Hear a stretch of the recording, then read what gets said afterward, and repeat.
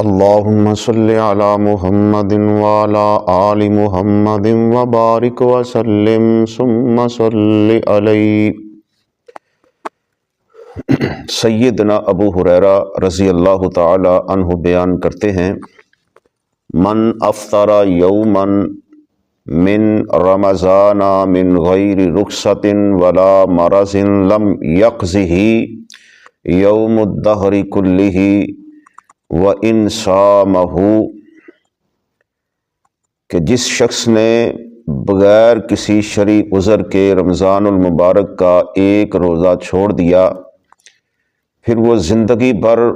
اس روزے کے اجر کو پانے کے لیے روزے رکھتا ہے،